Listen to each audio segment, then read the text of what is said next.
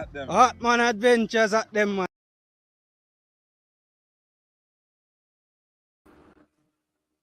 Yeah, what's going on? What's going on? What's going on again, people? What's going on? Welcome back to another Friday Night Live with Dre or the Hartman Adventures. Yeah, man, tonight is another exciting show. Looking forward to delivering this show to you guys tonight. Have a very exciting guest to get on the show tonight. A lot of you probably know about him already. If you really follow the fishing space in Jamaica, you probably know about this guest already. One of the most talented young person in the fishing space right now. So he's here tonight. Gonna definitely get him online for you guys to see. But before we get started, if any of you guys are new, drop new in the comment section so I can give you a shout out. Welcome to every single one of you, new subscriber or old subscriber. It's been a pleasure being here with you every Friday night so far. I think this is what, episode 5 or episode 4. Yeah, man, and it's been a pleasure being here with you guys so far. So I'm looking forward to another really exciting show tonight. So if you are new, like I said before, just drop new in the comment section and I'll definitely be shouting you guys out. Pixel Vault is here. Bless up. Ash is here. Hey Ash. So what TV? Bless up, man. Jamaica Outdoors Adventure says it's at 2:30 a.m. already. Wow. He's in Germany. So 2:30 a.m. already he's gone to bed. But bless up yourself, Jamaica Outdoors. Pleasure delivering for you. And thanks for sending in your comment early. Bless up to Gino, Opie, and Kristen from Germany as well. They're actually here in Jamaica now and they'll be leaving Jamaica soon. So bless up to Gino, Kristen, and Opie. So yes, guys, as I said before, if you're a new subscriber here, definitely drop new in the comment section and I'll give you a shout out. Pixel Vault said hi. So what TV, bless up yourself.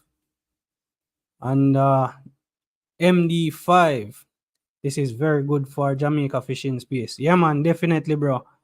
Respect. Tony Dan fishing. Yeah, man, bless up Tony Dan. Welcome back to the space, man. Man, like, new look at lures, top water. Bless up yourself, bro. You are here every week just the same. Welcome back to the space. So, yeah, man, we have Jonathan here from Jay-Z Fishing tonight. As I said before, he's one of the most talented, one of the most creative young person in our space right now. And if you guys have never seen lure fishing or have never seen lure casting, you definitely want to check out Jonathan. So I'm gonna just give you a brief introduction to what it is like fishing with Jonathan. So I'm just gonna show you one or two of his shorts just before I bring him in, so you can have a little bit of expectation of what it's gonna be like or who the person is that we're gonna be talking to tonight. So yeah, man, if you guys know Jonathan or Jay-Z Fishing, definitely drop that down in the comment section. Yeah, man, and let him know that you guys have been watching his stuff. So yeah, man, like I said, this is Jay-Z Fishing, and why I personally call him the cast master. Check out this brother's skills. Doesn't matter where the fish is, don't matter Oh my god, under it's what snook. tree, Oh my god, it's snook, you know? that brother get the lure under Oh there. my, I never did on top of it. Yeah, man. So that's something that you guys can look out for Jonathan to talk about. He's so talented when it comes down to casting lures. Trust me. Look at that. Look at that, guys. As I said, one of the most talented person in the space right now. So yeah, man, you definitely want to check out Jonathan. So let me bring in Jonathan right now. Definitely. Broski. Wagon, wagon. Yeah, Good man. night, Bless up everybody. yourself, bro. Bless up yourself, man. Yeah, man. Welcome to Hartman Adventures live Friday night live with Hartman Adventures. This is your probably your first time on the channel, but I'm pretty sure it's not gonna be the last, right? Definitely not, man. I forgot to do some fishing, man. Of course, bro. Definitely have to go link up and do some fishing. Yeah, man. Cause trust me, bro. I don't know where you get the talent from, or if it just come natural to you, but yo, you're one of them person that really enjoy fishing. I really enjoy watching Much fish respect, bro. fishing, Much respect. bro. Sometimes when you're out, especially when you walk the flats and them thing there, and I search for like barra, or when you're up on the river and I search, really Mm. really enjoy watching you just your talent and your craftsmanship. Cause honestly, I can cast lures, but I'm not on your level, bro. Takes practice, man. Just take practice. You'll get there eventually, you know? Yeah, man, I understand that fully. How long now have you been in this space? Well, I started fishing when I was 8.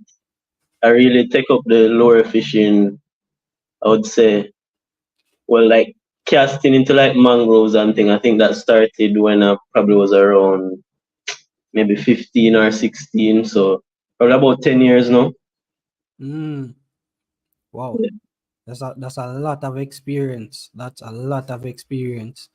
And who are the first person who kind of introduce you to the lure space or the whole fishing space? The lower stuff in particular, that was kind of just me being interested in that stuff. But like fishing wise, it was my dad and my uncle actually. So I think the first one of the first memories I have of fishing was going to this river when I was young with a whole bunch of family and didn't really catch much, but I remember seeing, was probably the first time I've seen a crocodile that was like over like 13 feet long. It was probably closer to 16 feet. That just stuck in my mind, and just the vibes of being out there on the water kind of thing just stuck with me since then. Wow, So I just had a love for it since then. wow. And I can imagine that was kind of a frightening experience for you. Well, actually, it was pretty far away, you know. So we were on one side, and it was on another side of the river. So it wasn't that frightening, you know. So we're Oh, quite okay. safe. Um, I remember my first time going out and seeing a crocodile, and it that was actually my first time ever seeing a crocodile, and I'm not used to that. I was Mm-hmm. probably early high school, maybe like 14, Okay. somewhere about there. So this place, you're from Senti, so you probably hear about Elam, this place called Yeah, Elam. I know of Elim. Yeah, it's probably that Yeah, same place I did see the crocodile too. You yeah, man. So we went fishing out on the river down there, man, and trust me, we saw this big one across the river on the bank. know. Mm-hmm. So that crocodile was so famous. Them used to give him a name. Them call him Dada. I don't know if I probably Might be the same crocodile I'm talking about. You know. yeah, man. If you probably hear about Dada is a big croc we used to live on across the bank. And if you tell Mm. you the truth, normally when you go down there, you see the smaller one them Yeah. once you see them and them see you, Them them gone about them bubble business. and gone about them business. But that one there, Mm-hmm. him not go nowhere. Him just sit down Him, there look on. him a the big dog, you know, so him not afraid of nobody. Yeah, man, trust me. And that was kind of one of the my first encounters with crocodiles out there fishing. And them Mm. time they hand line me I use like Yeah, I try. that's what we used to use down there to hand line and bamboo and just a little bit of line on the end of the bamboo, you know. Yeah, man, definitely. So that was one of my first encounters with the crocodiles and stuff Mm-hmm. like that. But I would love to know like getting into like rod changing over from the hand line and bamboos and stuff like that, getting into rod and line fishing. What was what caused you to make that transition, or who introduced you to that? That was actually, I would say that's my uncle. Yeah, so how I started off fishing, I think my dad may have been the first person to take me fishing, and then he kind of put it down for a few years, and during that time, my uncle used to carry me to that same spot in Elim. We used to do that maybe like once a month and thing, and he's the one that really got me into the rod fishing, and it just spread like wildfire since. Yeah, and bro, trust me, the way how you grow and you adapt to it is it's so natural for you. Just watching it every time you drop a new video, I'ma watch it. It's just always amazing. Something fascinating always happen. Like either it's either it's just the way you interact with your dad and land up on a boat, or Mm. just you walking out and talking about the area that you are in. It's always just fascinating to watch you out.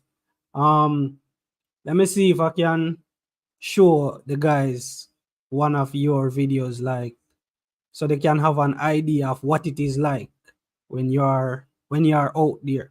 Trust me, guys. No This problem. brother is one of the most fun person to watch doing fishing. So I see recently you dropped a video where you were doing like some top water fishing Yeah. with a plug, and I saw in the comment or in the caption for the video you were saying it was your first time catching anything on top water. So can you tell us what that experience was like? Yeah, well, it actually was my first time catching anything on top water. I actually caught a few. I've caught a number of tarpon on top water, but never a snook. I think one of the problems that I had was that the hooks that I had on the top water lure, they're a little bit too old. So the smaller snook, it wouldn't hook them as easily as it would like a big tarpon that would actually swallow the whole lure. So Yeah, this was after I changed out the hooks to some brand new ones, and The so said liquid so hook done. them usually As make soon that as yeah. I got a bite, it actually hooked up this time. So for the size snook we usually You look know it, it a big something one, we look may it we now, may it not so notice easy to get. about, especially when you're Mm. top water fishing for like tarpons. That's a better one. Something we may notice Getting the there. tarpons Yep, do, they will yep. come up and them tail slap the lure. Them not try to bite the lure, them That's a either good tail one. slap it or bump it with them head. You ever Have you experienced it start? that yet?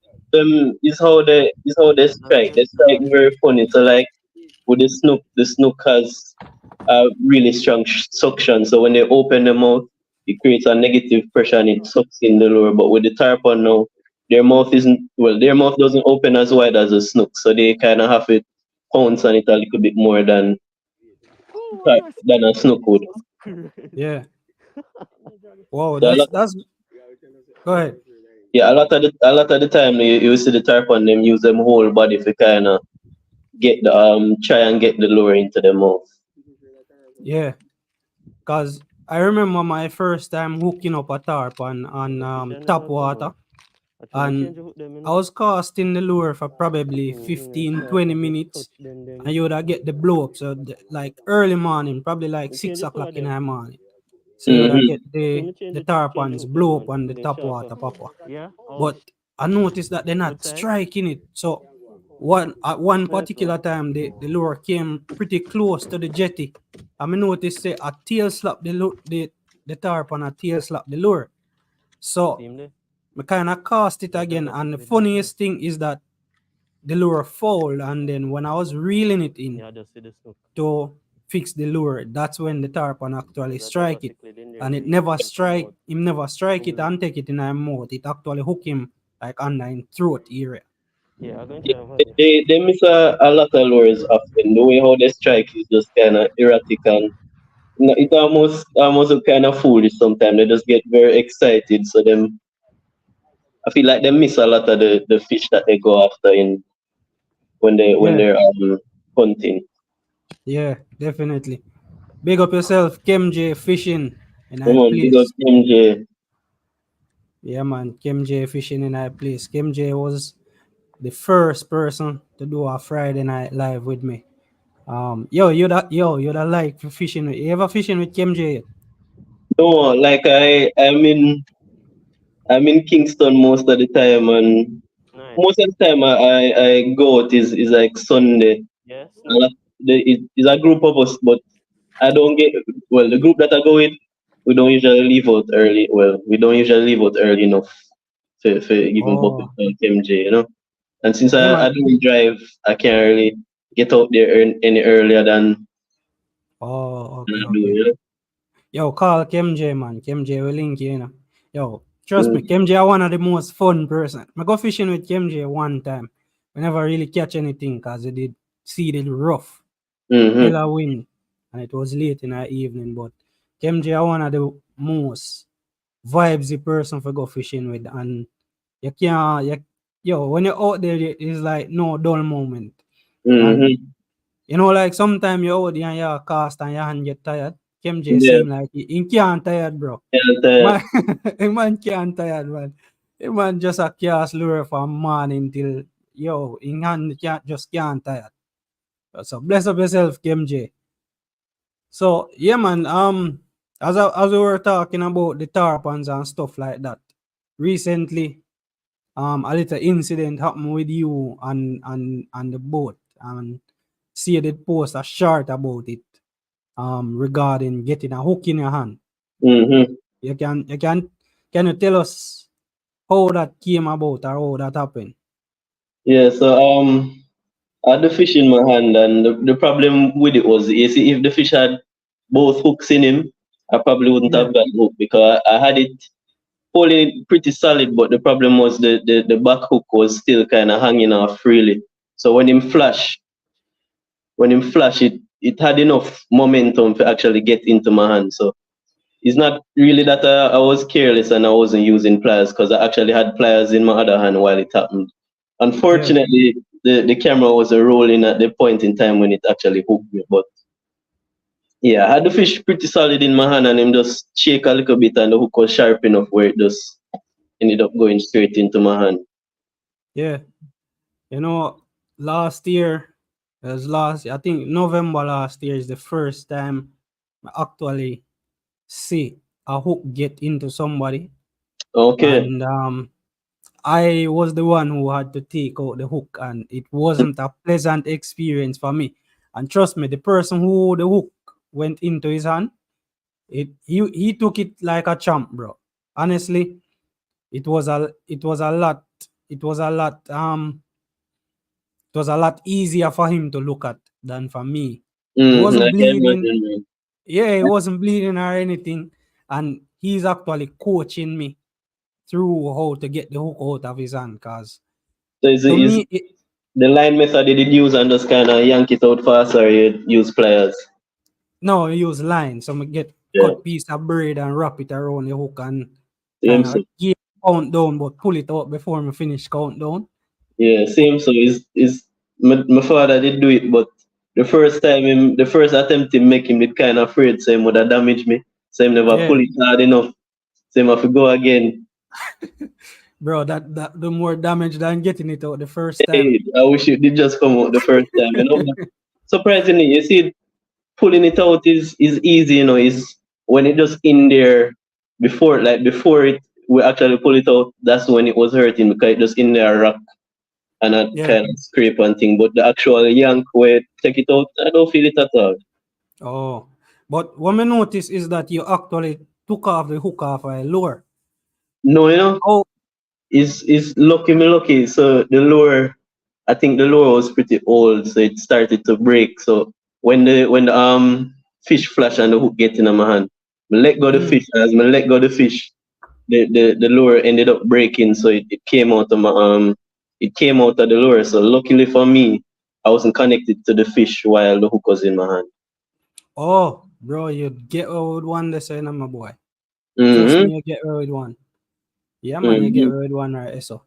Yeah, man, I'm just send a few big ups. Lisa, welcome, Lisa. Bless up yourself. Ryan, bless up yourself, Ryan. If I missed anybody, just drop a comment in the comment section and I'll definitely send a shout out to you guys. So yeah, man, bless up everybody. If you're, as I said again, if you're new, if this is your first time joining, just drop new subscriber, and I'll definitely send you a shout out in the drop that in the comment section. I'll send you a shout out. So yeah, bro. It's been pretty interesting so far. Watching you guys. So there's what I like about watching, especially when I watch you, your father, and Lando go fishing. You guys kind of have a really good chemistry in Mm-hmm. the sense of sometimes it sound like argue and argue, but it's not argue. You get what I say? Mm-hmm. It's just a very it's in the moment. It's very intense and everything is just going off. So how how to balance that, or what's that chemistry like out there? Boy, it's just that close, we've been fishing together for years and years and years. So we're basically me and daddy, our family. So and Lando is basically an extended family member now. So we just Yeah, live good. We don't take nothing when we sit on the boat to heart. It's just so it go when we're out there fishing. yeah. Cause I remember watching one video one time where think you guys caught a big snapper or something like that. And I think his your father did get the hookup one at a time. Him there use one of the conventional rod in Mm-hmm. one of your video. And yo, it to me it did start get heated. Cause me I say, wait, what going on the boat, you know? That time me never watch. I was just new to your channel at the time because me see up on TikTok.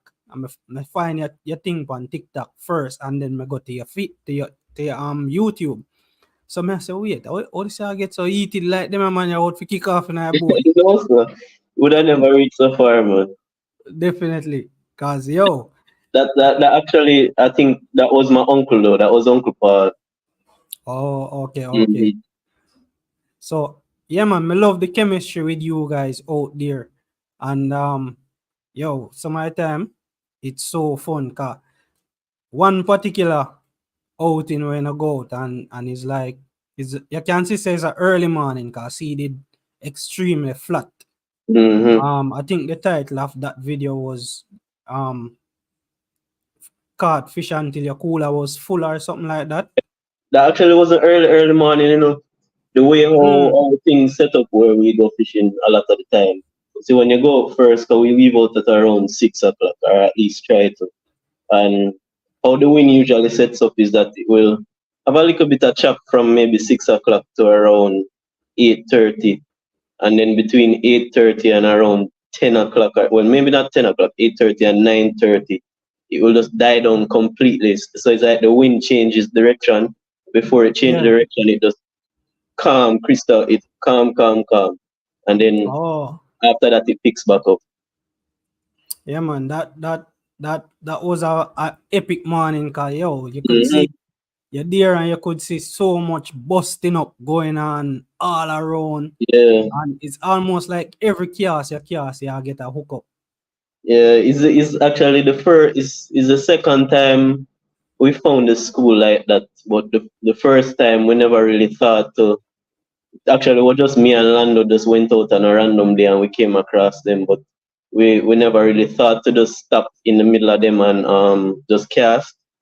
The reason Yeah, why we ended up casting on that day was it actually had to do with what I had gone out there to do in the first place. So I'm a master's student and I'm doing a research on something called a fish aggregating device. And a part of the research is to go out around these devices that I've put out in the water and fish around them. So after we did the fishing around those, we didn't catch anything that day, but after we did the fishing around those, we came in and we found the fish, but we ran out of gas. So that's the reason why we oh, actually we never really run out of gas, but gas was low. So that's the reason why we actually stopped and tried casting instead of just trolling through them. So if it wasn't for low gas, I don't think would have catch so much fish. hey, trust me, this video was epic. I think it's this exact video.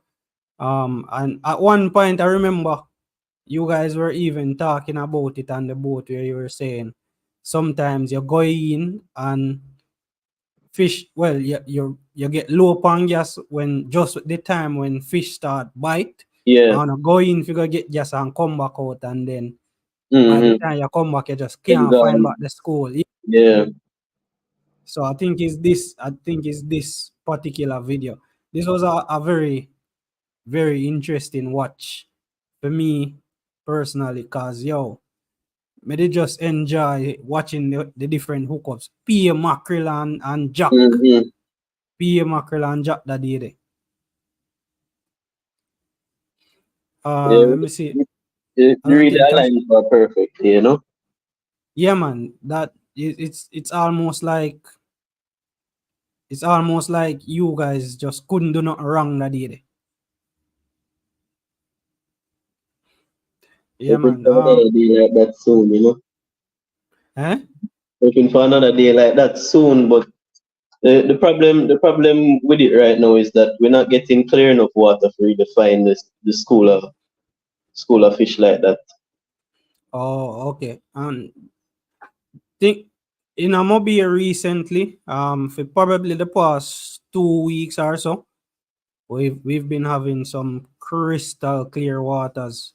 So I don't know for the boatman them, but inshore fishing for the past 2 weeks or so. Good for Some you people guys. are yeah man, some people are get some serious hookup, some serious barracuda and anything because I think last Saturday my brethren hook up a barracuda.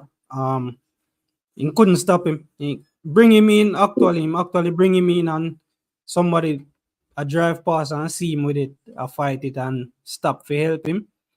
Barracuda come in and company punish shallow and just shell out in lure and get away. Jano. Yeah It man. hurt. Them things really hurt, you know. They really, really hurt. Yeah man. They and it him normally have some solid lures and I like him have some little fanky lures. Him use some decent lures. So recently in Amobie, it's been really good. People are finding fish so far. But you'll be surprised what size fish can mash up a lure, you know. I actually have one on my wall right now. Where a kingfish. You see this? I don't know if you can see it, but the kingfish. Yeah, wait, hold on. Say, Oh here, that. Oh yeah. That look like a nomad. yeah. So this A is one of the nomad. lures that I use for my master's project. So I keep having to Oh spend money and buy a bunch of these, and it granted it's not my money I'm spending. So luckily, it's not killing me, but yeah, yo, fish lick I've this never and seen a tear it nomad out like that. completely. Whew. That's serious. That's a serious hit. I've never seen a nomad tear up like that. Yeah, so I actually have a video of that, but I can't post it until my data collection up because where I put out the fads, I have to keep it. I have to keep it a secret for the next few months. I understand that. Trust me, I understand that. You have to do what you have to do sometime, man. Mm-hmm. Um, MJ I give you a little fix so him have. It Hey, I not don't it know. not go swim. It not go swim. No matter what these I don't know why these lures really strange. Like 'cause I've heard this one is I have another one on the wall because they break pretty often. So this one is solid same way, but there's like a little chop in the side right here. I don't know if you Oh, can see it. I see it. That little chop in the lure and it doesn't go down in the water anymore. So it just clips on the water surface and it's supposed to be a diver that dives like 25 feet below the water surface. Wow.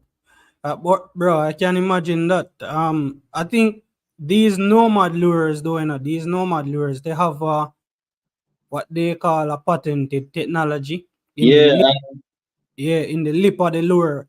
So I guess anything on the lure that really throws off the balance of the lure, that's going to affect how the lure swim a lot uh, because the how go on, go on now. how the lip or how the lure is attached to your line, it's not a fixed it's not a fixed point. It Mhm. kind of wobbles a little bit, which is the technology that Nomad introduced to these lures. So I don't know if that is what is causing it to I throw the believe lure so. off. Yeah. So because boy, I can't tell you how many of these I've gone through since the year start. I'm pretty sure it's at least 8 by now, or maybe even 12. Wow. And I don't know, some of them you won't see much visible damage on it, and it just not swimming. Like there's one last week I was fishing on not last week, week before last I was fishing on the fat, and it ended up just brushing. We got too close to the fat, and it ended up just brushing on the fat. I take it up, I don't see no damage on it, and it just not swim anymore. Wow. It visibly it's brand new, and it just won't swim. So I don't know. After I finish this project, I don't think, at least not this size. I wouldn't buy back one this size. I would try maybe a bigger one. Maybe the bigger one's not affected by damage as much as the smaller version. Maybe. Maybe I have to go reach out to Nomad and provide them with some data on it, and you never know. They Yeah, might say, I've yo, come I've join the been team. looking through a lot of like forums, and they've been is a lot of people complaining. Some people say they don't have any problems with them, and some people saying after the first fish it just not good anymore. And so I don't know. I don't Yeah. know. Yeah. I think some of those about $50 for them. You have some of them about $50 The for some ones of for them. sure. The bigger ones for sure. These ones, trying to remember. I usually pay like $25 for them Yeah. for the small version. Because this is a 145. When you see people on YouTube, most of them using like a 220 millimeter long one, so almost double this in size. Yeah. I hear you talking about your master's program. And a lot of people in the space don't really know that you're actually in a master's program now. I didn't know until I heard you talk about it in one of your videos. Think it's the one where you were doing the paddle boarding, Yeah. and you were saying that you are actually studying marine biology. So what really inspired you to get into that space? It's just my love for fishing and just being in the water. It just went straight. It just went straight. It just translated straight into what I want to work in. So hopefully, when I'm fishing, when I'm finished with this, I can work with like National Fisheries Authority, or maybe even NEPA. But I don't want to get too political. But yeah. And trust me, the fishing space is very political. Especially here in Jamaica, it's Mm-hmm. it's one of the spaces where myself and a couple of other guys who we are we are in like a fishing group like on WhatsApp, Mm-hmm. and several times we have conversation, and the issue of the politics around it come up. So it's not something that I really wish to dive into right now. Mm-hmm. Um, but yeah, it it, it it has its politics in it.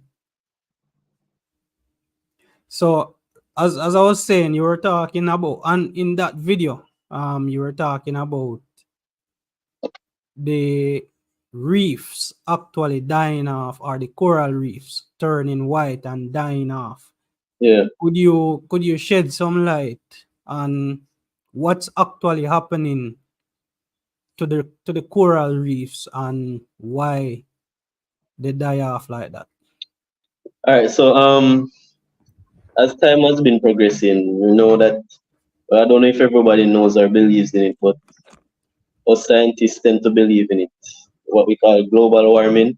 So what has been happening is that the water has become too hot for these coral, and when it gets too hot, they release something inside of them called a zooxanthellae, and this is a single-celled organism that they live in what they call symbiosis with. Yeah, So first, these organisms provide them with first cast. nutrients that they need to live. So it's almost like a plant cell inside an animal.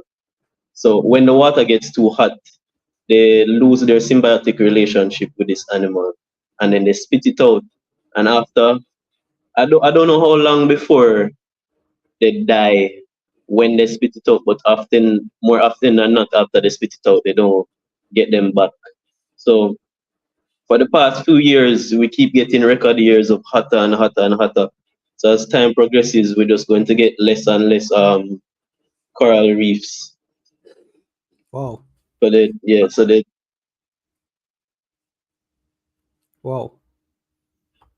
That's and for us, especially us in the Caribbean and stuff like that, that's not anything that is really good for us. no, definitely not, because the fish, even though the when the reefs die, the structure is still there for the fish to live in. They would prefer to have living reefs around them. So as the reefs die, a lot of the time, a fair amount of the fish species that you'd find around the reefs end up disappearing as well. Yeah. Wow, that's not good. Not good at all. Is there a particular term or how do you what would you refer to that as, or what's the process? Because I heard you talking something about like bleaching or something like that. Yeah, I'm so not the term really is sure of the coral term. bleaching. Yeah, that's the term. Coral bleaching. Yeah. Yo, that's some serious knowledge that you're dropping, bro. Serious knowledge. And trust me, we need people like you in this space to help educate us and others within this space on how we can really improve what's happening on the coral reefs. Because honestly, I don't think a lot of people really pay much attention to what is really happening in our waters. Mm-hmm. Probably for you, you will definitely understand what's happening, what's causing the low fish stocks and stuff like that. But a lot of people don't really see the reduction in the amount of fish that you would be able to catch, especially for people who are inshore fishers. Mm-hmm. Myself and probably the little you them will normally go a seaside, go through the little hand line and stuff like that. They Yeah.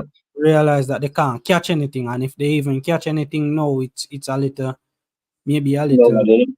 wenchman or something like that. You not really catch any good sized fish anymore. Yeah, it's a serious problem. Even recently, I have a video loading that I was considering to keep for a few months because it's something special that I really found. I don't know if you saw my post on Instagram with the triple tail.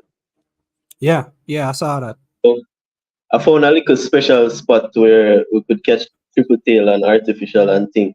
So, but it's in an area that if I post that video, people gonna know exactly where it is. So the aim was to just keep it on the quiet and just make it go on until some of the fish get to go about them business, because I know there's a chance where it just take one net man to see that and just scrape up the whole of them. And Exactly. within the space of a week that happened. So I was there Wow. 1 week and we saw maybe like 20, even 30 triple tail on a surface buoy. And went back the next week, we maybe catch like one on it and we saw maybe like two more.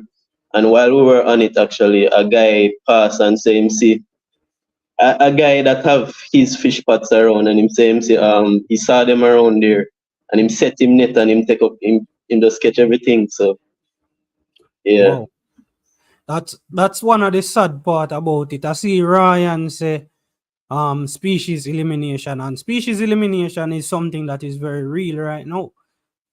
We have a lot of species where I think a lot of species are probably on the brink of being totally eliminated.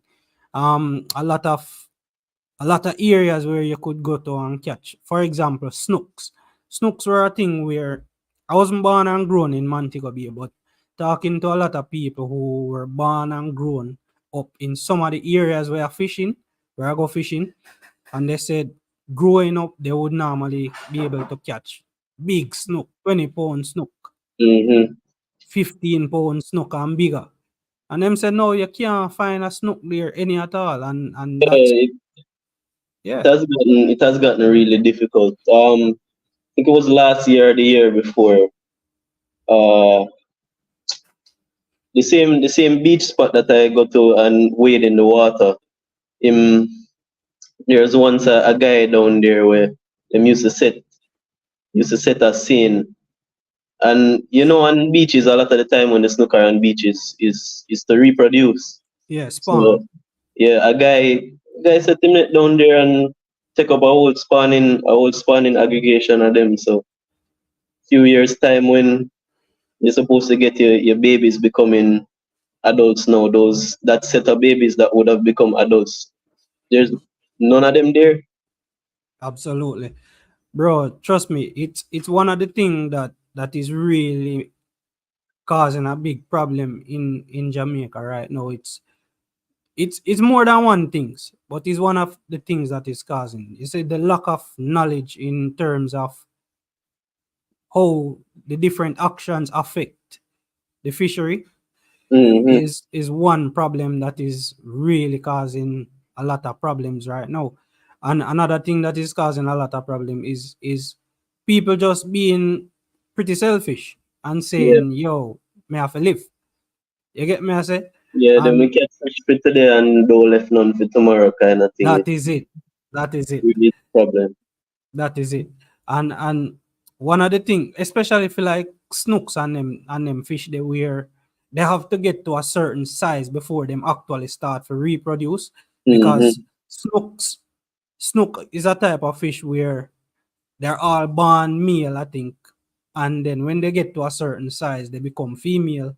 And the Yeah, bigger the ones, because that is why in America you have the slot sizes, because the bigger ones are the ones that reproduce. So the male ones are the smaller ones. When they get to I think 27 or a 32 inch somewhere yeah. up, The set size I think is 28 to 32 yeah, inches. yeah, they become female and those are the breeders. So I've been out and I'm fishing certain times and I will catch a fish. I may throw it back. I may hear people say, "Oh, if you throw back that the fish, that's a nice fish." But I'm Mm-hmm. saying, if I catch that fish, did you know that fish can become a 15 or 20 pound fish Exactly. in a like A two, 20 three? pound fish that 20-pound fish that can produce tens of thousands of eggs to produce even more snook for you to catch. Exactly. So we have to also put in our own measures in terms of our own self control and Mm-hmm. our own protection for the fishery because and I mean I'm not somebody who does fishing for to make a living or anything like that, so I can understand for a person who says that this is how I make a living. Mm-hmm. However, you still have to you making a living, you still have to consider that yeah, you will make a living today, but you also need to make a living next Tomorrow. week, Mm-hmm. next year. Maybe your son grow up, you want to hand over your boat to your son and him will tell you, so, yo, I don't want that because I'm not going to catch no fish with it. So Exactly. we have to also look at the legacy aspect of how we go about fishing as well. Really and truly. Yeah, man. See, Jamaica Shore Fishing in our building. Bless up yourself, bro. Big up Welcome to Uncle the live, Jerry. man. Yeah, man. Jerry, man. I boss, bad Mm-hmm. boy upon lure to you know youth. Yeah, man, a bad boy upon lure and see my bad up a place from all day. I'm supposed to do back another live with him because we were doing a live recently and the live get cut off. So Okay. definitely need to do back another live with him. Um, but yeah, you can me and Jerry are gonna definitely put on another live. We need to come down there and go and give you a link to bro down at your place. Come on. When we finish my data collection, I may can spend a week down there, me Lincoln and thing. But we have to watch. Hopefully, it's before the rain start falling because right now the water has been pretty good since the rain is pretty low. Yeah, The water stay relatively clean, so that's when you get the better fishing, you know. yeah. Down at your side, it kind of sketchy down there still, cause I remember not last year, the year before, I visited down there. I think in Easter time, and Mm-hmm. it I could hardly walk. It was so windy. I brought my rods and stuff like that. I didn't even take them out of my car. I just Mm-hmm. turn around and head back. It it just never make any sense. It was too windy, man. Yeah, you have to really watch the weather down there. Like it don't make no, even if the day before is windy, it don't make no sense to go the day after, cause the water not go clear enough in time for even make sense to go fishing. Yeah, definitely. But yeah, man, some real knowledge I dropped tonight, bro. And I appreciate you sharing the knowledge, cause we definitely need, as I said before, we definitely need people like you who share the knowledge and who try to educate while you go about your fishing as well. And something that Mm-hmm. I notice is, and I notice this more when you're fishing by yourself, that you share more information when you're out fishing by yourself. Like when you walk the flats, you Yeah, talk I more. little bit more comfortable talking. I don't know, it's just kind of weird to me talking on the camera when people are around, you know. Yeah, No, it's something about it. I still have to get used to it. Even putting my face on camera, I'm not really used to it. That same beach video was probably the first time a lot of people actually saw my face on video. But yeah, funny enough, there's this guy down by waterfront maybe 2 months ago. I was just down there talking, and him recognized me from my voice alone, you know. yeah. Yeah, he might follow your content. He might follow your Mhm. content enough, man. So you kind of have a very distinct voice as well, cause I like when I call you, it's the same way you sound on a phone as when you sound on a camera. So your voice kind of distinct like that. I can imagine so somebody will just hear you talk and just know see you. Mhm. KMJ coincidence, condolence to Jamaican anglers after he lost his mom. Yeah. Yeah. Definitely, it's been a very rocky time for him lately because he recently lost his mom, probably a week or 2 weeks now. And if anybody watches channel and if you follow him closely, you know that him really close with him mom. And what compounded it as well is the fact that he recently in recent years he lost his brother as well. And you know, say him and him brother seafood man always go fishing. And even after he lost his brother and every time him go out fishing, him always I say seafood man rad catch fish for him brother catch fish for him and whatever like that. So yeah man, big condolence to Jamaican anglers. Hope you feeling a lot better pretty soon. I don't imagine that this feeling is ever gonna get anywhere better. But stay strong, brother, and yeah, try to be there for your family, your kids, and everybody. Stay strong for them. So condolence to you and to all of your family. Yeah, man. But let's see what some of the comments are saying. Jonathan, Chinaman look upon me and like mad. We weekend gone, he was behind the wall and came around looking behind me like is who is he talking to? Yeah, man. A lot of times where like if you're in a spot and you're fishing by yourself and you're talking to the camera and people just pull up on you, then give you that little weird look the way And like things in your head tip, you know. yeah, they wonder if your head gone or something. Especially if you're not turned into in the direction where they can see the camera mounted to Yeah, the chest yeah. or something like that. Yeah, man. Then definitely things your head gone. So that's something where you just have to get used to. I myself, I'm not used to the camera as yet. Um, to say I've been doing YouTube for a couple of years now. Still You not better, comfortable yeah, with the definitely camera. better at it than me, still, for sure. It's not better, man. It's just the editing cut out a lot of things. But you know, so me not even put in intro for my video. Then most of the time, we just get straight into it. You know. Yeah, man, me see that. And hey, you know when me know say you're not really comfortable on the camera. One day you were fishing and I think you were casting lures and you asked. I think Alanda you did ask to hold the camera for you. And you were so reluctant to actually like hand over a camera to him. And me here, yeah, tell him say, yo, you don't really feel comfortable doing it. And him did I say, you need to do this more often, man. Show your face more often. I said, no, so you don't really feel comfortable like that. So yeah, it's something where you grow into. I can't tell you no lie. My wife kind of pushed me into the actually start record anything and put it on YouTube. Me never really used to have a camera them in a car and we go fishing and yeah, you just put it in a car for you all day. I mean, nah, take them out, nah, use them afraid for talk. My voice sound upward. I don't like hear it.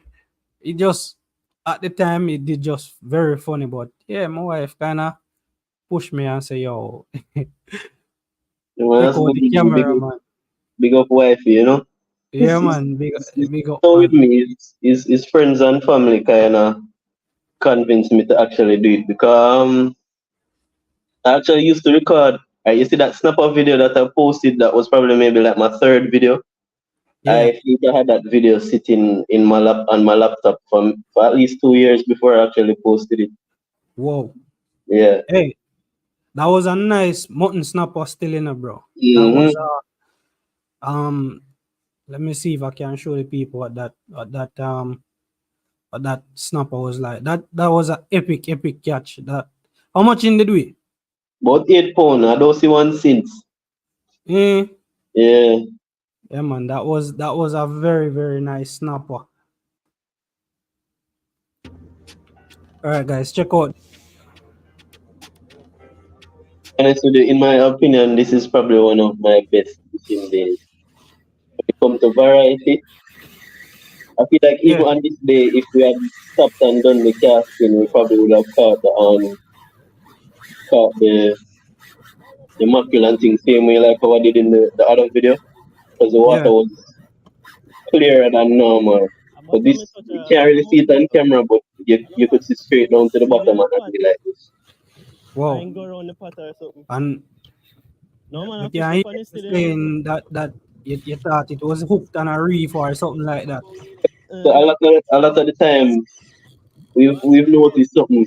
You see when you're trolling, you want to troll around things like fish pot and there's things Is a floating in fish, the man, water bro. Is because a fish. you see like barracuda and your Correct jack, though. they will associate with like the rope because the rope will get things growing on it, and then the little fish will Oh, come, and then when the little fish come, it carrying the big fish. So we're fishing around a bunch of I think Yeah. it was actually Lando's fish pots that he put out. These were in yeah, I would say at most these are in maybe 15, 20 feet of water. Must be. So it's, yeah, it's man. right as it's right as we pass the fish pot, the fish bite. So I thought it actually got into the fish pot itself. Oh, yeah, because at one point I hear you saying you wonder if the fish pot you hook. Yeah, that has happened before. Yeah. Yeah, man. Bless up wildlife family. Welcome, bro. But yeah, man, make the people them see exactly what you are talking about. This was a hell of a snapper, man. Very nice snapper.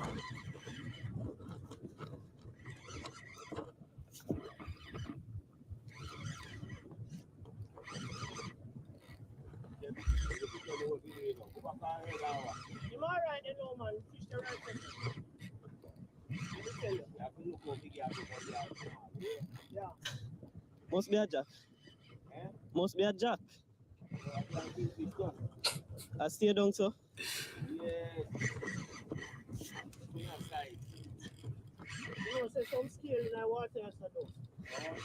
Boy, when I compare this 8 pound snapper to like a 15 pound kingfish, Yeah. the snapper is a completely different animal. You know, it No sir. fight way harder than even I would argue it fight harder than a 20 pound kingfish. Kingfish Trust will me. Go ahead. yeah man, the kingfish will take a 2 run and then him just come in easy. But Yeah, this man. fight all the way to the boat. I feel him. Yeah. You know, I noticed you have some fish where them run really hard, especially it's like called barracuda. If you catch a big barracuda, You Mm-hmm. serious? them run hard, like Holy them no, run get the net at hard, this. but then I run for long. Yeah, So them. if you have enough space where you can give him make the drag do work for you, as long as you know you're not gonna really get cut off by no reef or anything like that, you can make your Mm-hmm. barracuda run, man, because he's more tired out himself. Hey, Actually got a similar bite in this spot no, but you maybe know, 5 6 months after, but what a the fish. drag was a little bit too loose and him did cut me off on the reef. But nine, Yeah, I think I watched that but video 9 there pound. as well. I think I did watch that video I there know as so well. much. But yeah, I wanted to ask you about your technique, because something I rate Nice about one. you Two is your more. casting technique. The video still going here. Eh? You pause the video now because I was still hearing it. Oh yeah, I paused it. Okay. Yeah, something I want to ask you about is your casting technique. How who teach you your cast, or how did you learn your casting technique? 'Cause you have a very unique casting technique. Well, it's just a bunch of practice, you know. Yeah, It's just a bunch of practice, to be honest with you, because I just been doing it for a long while. But one thing I've noticed with myself, I'm used to casting with the way how the river is set up. We usually cast. I would say we is mostly dominated by casting to your right hand side. So like if it's a case where I have to cast on my left, yeah. like the rod on the left hand side, it really is not nowhere as close as good. So I have to be when I go out now, I try to put in a few left hand side casts to get a little bit more used to it. I But can't cast with it's my just a left lot of hand. practice, you know. It really is just a lot of practice because I never start off like that. I haven't watched any videos on how to cast or anything like Yeah. that. It's just being on the water, you get used to it after a time. Well, I mean, you've had a couple of years of experience. I can't cast with my left hand to save my life, you know, bro. If somebody ever say cast a lure with your left hand or you dead, me I go dead. You know what's funny? At one point in time, I had a bait caster. I had bought a little cheap bait caster, and that actually, with the right weight lower on, I could cast that with my left hand. 'Cause boy, I never realized until I actually started using it that the bait caster them is way more accurate. You know, Yeah, man. way Yeah, more accurate. yeah. The only thing with the bait caster is you need a little bit of experience so you not get the backlash. Yeah, But trust me, them if bound to happen. yeah, And if the you can master it, you're good. only problem I have with that is using braid, and braid expensive. So if the line tangle up, it kind of costly sometimes. So Yeah. I kind of I put that down. I don't know if I'm going to take it back up still, but let's see what the future holds. But I can imagine the accuracy where you would get in a mangrove with a bait caster rod, because Mm, I see you skipping the lure on the surface underneath the mangroves and picking out some of them snooks some of the time on tarpon. And mm-hmm, I said to myself, say, yo, if you did I use a bait caster where you can skip the lure way further into the mangrove, that would have been epic, you know, bro. mm-hmm. Yeah, man, because honestly, you have one of the sickest casting technique. And normally, for me, when I'm casting, I have like 2 feet, 2.5 feet, a leader line at the tip of my rod. Mm-hmm. Um, but for you, is like a 6 inches or a Yeah, few inches. when you're in the mangroves, you have to use like well, I wouldn't say a relatively short leader, but from your rod tip to the lure, it has to be a pretty short to get like your accurate cast. Because when you have the leader longer, it is really harder to get it accurate. Yeah, definitely. Um, I use a bait caster very well with braided line, getting a new one now, bro. Trust me, man, I don't know if I'll ever buy a bait caster, because I just think me I gonna just waste my money. I buy a line every time. But Yeah, something I would really love to try is fly fishing. I would love if I ever well, find somebody who can teach me how to do fly fishing.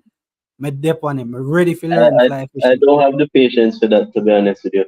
I actually Mm, have a fly rod that I got from a grand aunt. It probably, I'm saying that rod probably maybe, what I say, probably 60 years old by now. So it can't really use for actual fly fishing. But when you hold that in your hand, it just awkward, man. I can't think of that. It really can't yo, think of that.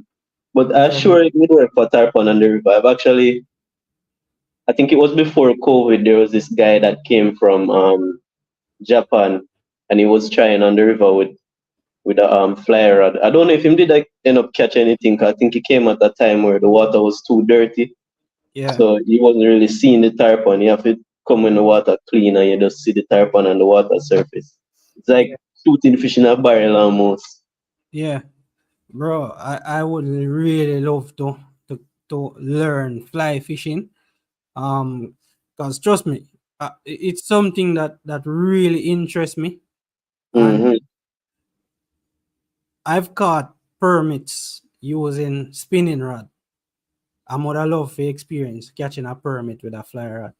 The Well, the one next step is to get one on a lure, a regular lure first. So you have to go buy your a crab artificial lure. shrimp. Yeah. Yeah, I actually just lose one about 2 weeks ago, A prawn. I actually but just lose. something cut you off or you get stuck. So I did have it at I was casting on a like a 10 pound braided line.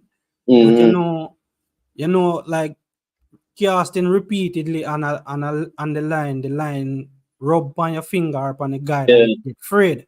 Mm-hmm. So I should have cut off the first section of the line and Before you retime a time up. leader Mm-hmm. before. Yeah, so I didn't do that, and then I made one cast with it and it just fly away. Yeah, you live Ah, and you learn. I can't tell you how many lures I've lost from, well, not that, but a lot of the time you see when I first learned FG knot, yeah, about that time that I cast off fishing lure. I'm sure I cast off at least 10 fishing lures. yeah, man. The FG knot is one of them tricky knot the way Mm-hmm. you have to really practice it a couple of times before you get it right. Yo, bless up Nigel, welcome. So you definitely have to practice your FG knot in order to get it right. How I actually learned how to tie the FG knot was Briggsy. I was watching Briggsy. I used to. Yeah, man, Briggsy video me that I watch one time and me actually see him tie the FG knot. But then after I watch Briggsy's video about probably 3 months or 4 months after that, I was watching Salt Strong. I don't know if you ever hear about Yeah, Salt man. Strong. So me I Well, watch Salt me dey on Strong. the internet more often than not, so we know whole heap of them. Yeah, exactly. So me I watch Salt Strong and one next brother did it we have an entirely different technique how to tie Okay. the um the FG knot. So basically how I tie my FG knot now is a combination of how Briggsy tie his one and how Mm-hmm. the guy from Salt Strong tie his one. So I've never hooked up anything big enough to really test the Pressure. nut. Yeah, to pressure the nut. So I don't know if it's as solid as it should be, but I've It never gotten anything just where pulling the nut before. trust me. So I've had cases where when I'm fishing on the river, I get stuck on the bottom, and when you're pulling it to try and free it, the line end up bursting The nut. before the nut. Yeah. Yeah, that's definitely the case because I've never had my nut come loose, my FG nut come loose on me. Ryan has to run off. Yo, bless up Ryan. Thanks for stopping by, bro. Yeah, man, appreciate you stopping by. And Nigel, I send big up to Ashley. Jerry says I use a uni nut always. Yeah. Yeah, I started out with that too, but The problem with me is that since I casting into the mangroves, I have to I have to reel the knot up into the guides. The After guide, a yeah. while, it pop off the guide off of my rod tip. So not my rod tip, but two below the rod tip. So I had to switch to the FG because it goes through a little bit easier. Definitely. And that is why I use the FG as well. So on my light, like on my ultralight setup, like my 10 or 15 pound, we use the Uninut, but from Hmm. start touch like 30 pound and up, me kind of try to use the FG nut. Because me just find out say it works better for me. I get a better cast with it as well. Yeah, Because usually I use a little bit longer leader line on my heavier setup.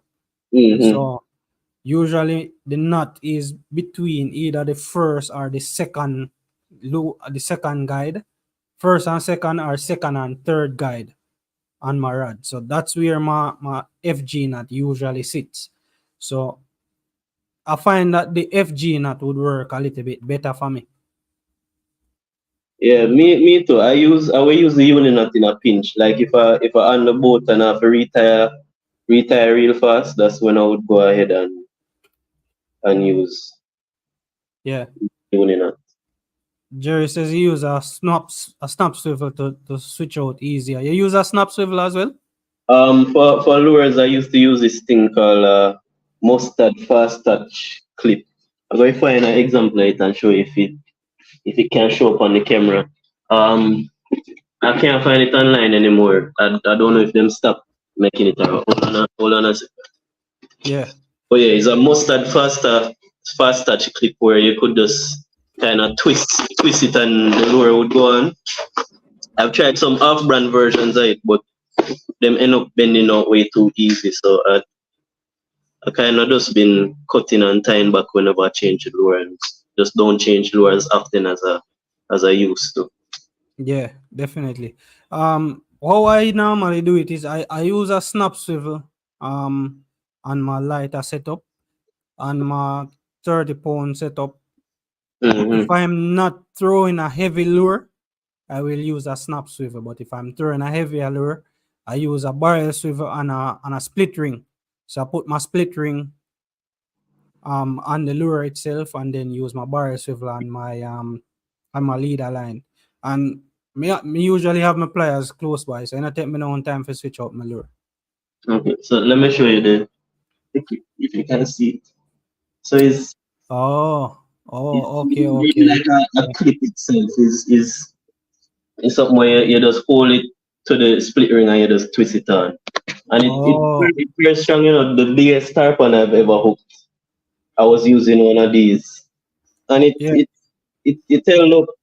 That fish was actually bigger than me, but we never catch him. After an Whoa. hour and a half, him burst through my line. Oh, and a half.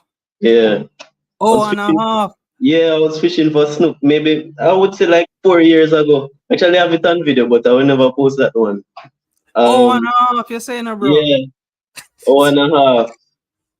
That fish Whoa. was surely over 150 pounds. Yo. And One. I'm a regular lower casting rod mate to hook that one. That's why it takes so long. Yeah, me can imagine you have to game a lot of leader, a lot of drag, make him run.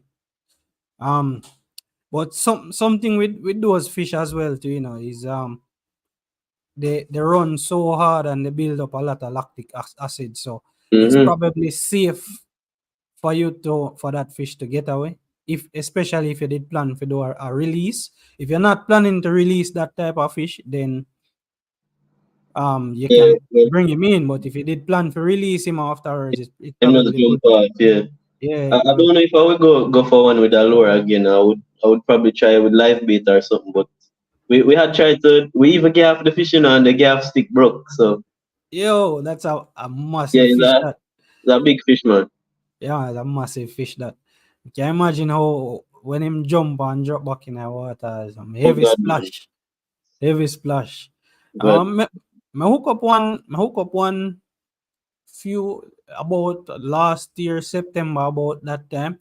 I was Mm, funniest thing I wasn't recording at the time.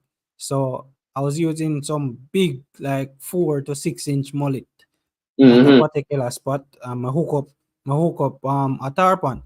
So when I hook him up, I did only have on probably 30 pound leader line, cause a snook me did a fishing for, you see me? So Exactly. me then a plan for hook up a tarpon that size. A matter of fact, I've never seen a tarpon that size in that location. So me have on a 30 pound leader, and when the fish take off and him start jump, me loosen my drag just a little bit.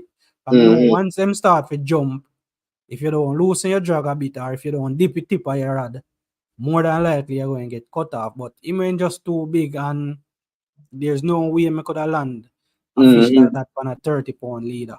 No wire or nothing like that. So yeah, that day was really epic. By the time I turn on my camera, well, I was too focused watching the fish a jump. I not Yeah, you really just caught remember in the say me, movement. yeah, me never remember say the camera no on. And yo, that was just a fun moment, yeah, bro. The fish just a massive fish, like the size, the width of my chest. I like Mm-hmm. the width I fish head, you know. And when him jump out of the water, you barely see the head and the gills come out of the water. You can't even see the ass of it. So Big big. something, man. Yeah, man, him big, man. Yo, bless up Luke Tyson. Big up from Canada. Yeah, man, bless up yourself, bro. Yeah, man, welcome to the live as well. So yeah, man, the tarpons they are one of my favorite fish to fish after, but I have no luck at hook up and land them. I hook up a couple of them. I've only ever landed one of them. Trust me, So once the gate fly, I will get a whole bunch more, man. Just have to fly the gate first. yeah, me have to come down a few side, my boy. Mm-hmm. Cause I see them in a river down there. Whole part time I see I catch them, I hook them up Mm-hmm. in a river. And them they are so fun to catch, man. But It sometimes it's good enough to the point where we just see them and allow them, yeah, you can Yeah. imagine. Yeah, imagine, cause one time I did see her throw one little green looking spook lure as well. So you did hook up one nice one on the river one time with one nice like a green, or not if a green or a bluish green kind of lure. Mm-hmm. They did that throw one at a I time. just have it beside me. I eat same one they hook me in my hand. Eh, Yeah, it mash up your nose though, so I have to retire it. boy. Yeah, man, I see him like a, yeah, that same little lure there. So See I him eat one nice like a top one. the pop off the back, I eat it pop off. Oh, it's not one of the plastic one, it's one of the traditional wood one. No, it's a plastic one, but it just pull out of the plastic completely. Oh, okay. Thought it was one of them wooden traditional wooden lure. Mm-mm. Oh yeah, but yeah, in terms of like casting and stuff like that, you have any tips where you could share with like a person who is just getting into lure fishing? Um, if you have space to find somewhere to practice, maybe not even underwater, you just take out a lure and you take off. Make sure you take off the hooks. Don't make the Yeah, same mistake as me. But like you take off the hooks and you just cast on your land, like you put out a bucket or something, and you just try to get as close to the bucket as possible. Most of the time, you don't really have to be like accurate to the inch or anything like that. 'Cause when the lure splash it, a lot of the time it gets the attention of the fish. yeah. You basically just want to get it into a general area. Yeah. Mm-hmm. Yeah. I've seen that. I've seen quite a number of people practicing like on YouTube. Like people Mm-hmm. practice in a them pool, like if cast from one end of a pool and drop it to the other end in like a dustbin or something like that. The guys will use what do you call it? This the casting what do you call it? Big Casting caster. reel, bait Yeah. caster. Perfect. Them sick. Yeah. Them different, man.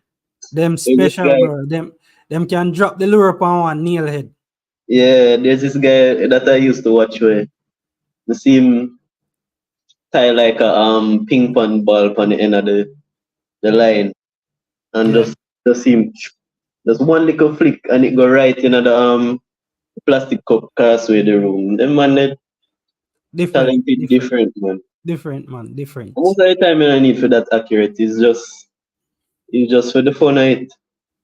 I guess the type of fishing with them do, like bass fishing and stuff like that. I Yeah, guess. well, definitely if you're in like a tournament, you need to accurate money up on the line and them kind of things. So Yo, one of my brethren did explain to me how much it actually costs to enter one of those tournaments. mhm.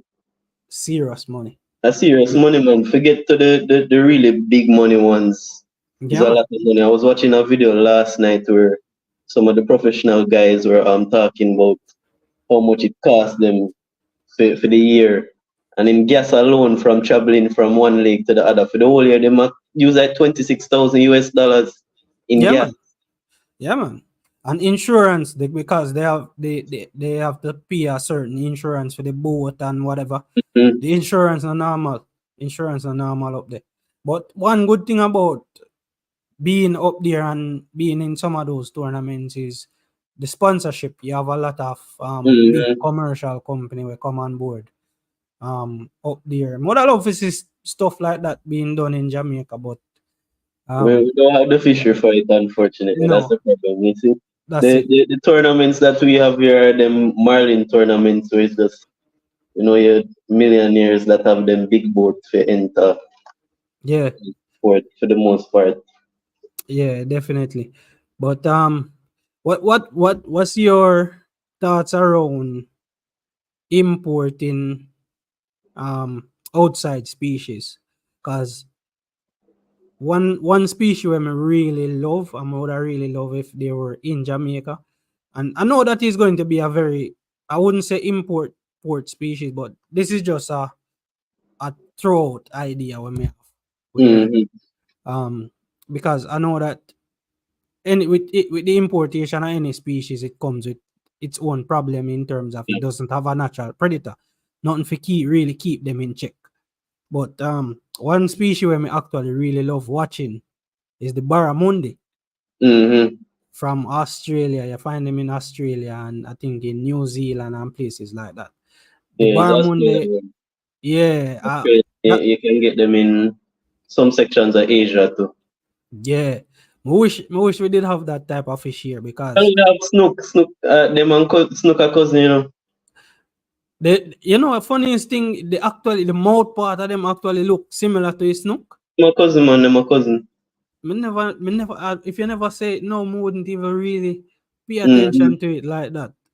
Because even when them strike sounds very similar It's to a very, snook it's very strike. similar. They behave very similar. So, if we probably could even employ some of the methods that they use abroad to catch them.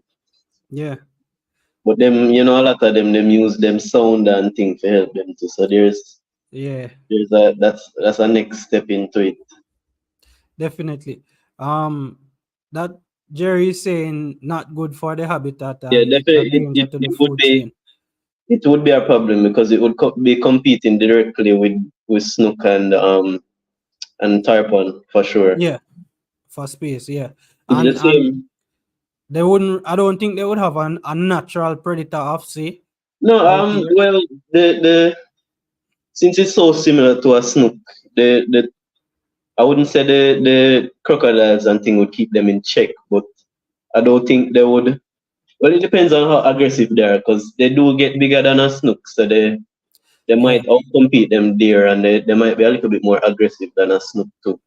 But like when exactly. it comes to predators, that might not be that much of a problem. But Yeah, adding something new it never works out. yeah. It's similar to the jaguar cichlid, which is not native to us out here. And Hmm. since the introduction of the jaguar cichlid, the our natural river perch, the population severely dwindled. Well, it's funny how you said that, the tilapia is also an invasive species if you look at things, because they were introduced from Africa Yeah, in the the 60s. freshwater ponds, Yeah, freshwater ponds. it's Yeah, actually no, so originally I don't remember who it was. It's actually somebody, funny enough, is somebody that I think is like could be a step grand uncle of somebody in my family in the bro. 60s. They ended up introducing it intentionally because we originally we didn't really have a freshwater species for people. to catch. So like Oh, people wouldn't be able to like go down river go catch a whole bag of fish like that. So they came and they introduced the Mozambique tilapia. So that's the black one. We have the red tail and the big mouth. yeah. And then later on, I think the Nile tilapia was introduced, but that one I don't think that one was intentional. Oh, okay. Because I know that since the introduction of the jaguar cichlid in particular, they you don't really see a lot of the river perch them any at all. It depends on where you are. They I think those were actually brought here to for what was it, recreational fish keeping. So it actually those weren't here for food fish. Those were Oh, from pet trade. So the problem with a lot of these aquaculture places is that once you're in, they put themselves so close to like a river body or a water body to get easy access to fresh to the water. water. So they Yeah. don't have to spend money on water. But the problem with that is once the rain fall, the ponds flood out. Yeah. I've that same place in Elim. I've been there after maybe 2 days after heavy rain, and I've caught red tilapia. Yeah, man. A regular cause when I used to go down there and go fishing, let's say probably 2005, 4, somewhere in Hmm. a them time there. When we used to go fishing down there, and there's a particular river that runs behind the fish farm, Yeah, that and same one. that's the same river where them use to feed the fish farm. But whenever a rainfall, the fish farm get flood out, and then you Full catch up a of whole them. heap of you Hmm. catch a whole heap of redfish in a river. But what me notice is that the pond cleaners Them, yeah, also those, escaped. those And are terrible down there, man. It's a plague. man, A you see plague. yeah, man, you see the day when I went 2 years ago, when I went down your side and go try fishing and we weren't catching anything. I drove Mm. up to Elim and say I was gonna try doing some river fishing. And when I got back to the river, I could not believe the state of the river. It's not the Mm-hmm. same. First thing, they drenched the river, so the natural habitat that the fish would have to go out and breed and was no longer there. Yeah, Um, once they use the drench and they go through, and if you know Elam very well and know the fishing down there, you know say the rice farm are really where the fish used to spread. When mm-hmm. rainfall, the river flood and go over upon the rice farm, and that's where And the that's where big you catch them. You wouldn't really catch them as much in the river, man. yeah, because you used to catch all tarpon and stuff there over upon Mm-hmm. the rice farm. But because them drench the river, them drain the rice farm now and start raise cattle on it. You no longer have the spaces where the fish could Yeah, on that branch out. side, yeah. Yeah, It's only after like heavy storms or stuff you can go over there and catch on that side. but it they don't come back so natural. It's like you have to wait months for them to start breeding. But I don't think the water is even staying over on the land long enough right now. Yeah, I haven't been down there in years, but I don't think it really flood out more than it used to. Yeah. All we catching now is just for that day the only thing I caught was the hard shell catfish. Mm-hmm. The only thing I caught. I wish I could remember the name. I think it's Cascadura is the name or something like that. Yeah, Bro, standing. there are real problem down there now, man. You can't go down there and catch anything. The African jaguar was brought here as a program by the government. On the But it's still program failed. It failed. Trust me, tell okay. me about failed. Um, but funniest thing that the jaguar cichlid is actually a very nice fish to eat. You know, one of my Hey, favorite yeah, it's freshwater my fish that I favorite eat. fish to eat, you know. Yeah, man. My favorite fish Yo, to eat. It meaty, man. It's like a freshwater parrotfish, man. yeah, man, they're fat. Yo, you see, when we used to go fishing, like back in the days when we used with hand line and thing, Mm-hmm. when we left river and go home at night time, I was scale fishing. All we do I just soak them in some salt water and start fry them up. You know. Same place. It's one of the nicest fish I ever eat, as a freshwater fish, cause they're I not prefer even. I prefer them over the perch, man. Yeah, they taste a lot better than the perch. The reason for that, is because they're strictly predators, You see, like the perch now, the perch will sift through and eat stuff in the mud and like the Yeah, grass and things, so that kind of affects how they taste. But with the jaguar cichlids, in the jaguar cichlid only eat fish and like shrimp. So got worm. better Yeah. taste than the tilapia. Oh, okay. Cause I know that for even the perch, you can use like you can pick off the green mask off the stone them. Yeah, and catch You them. can use that to catch a perch them.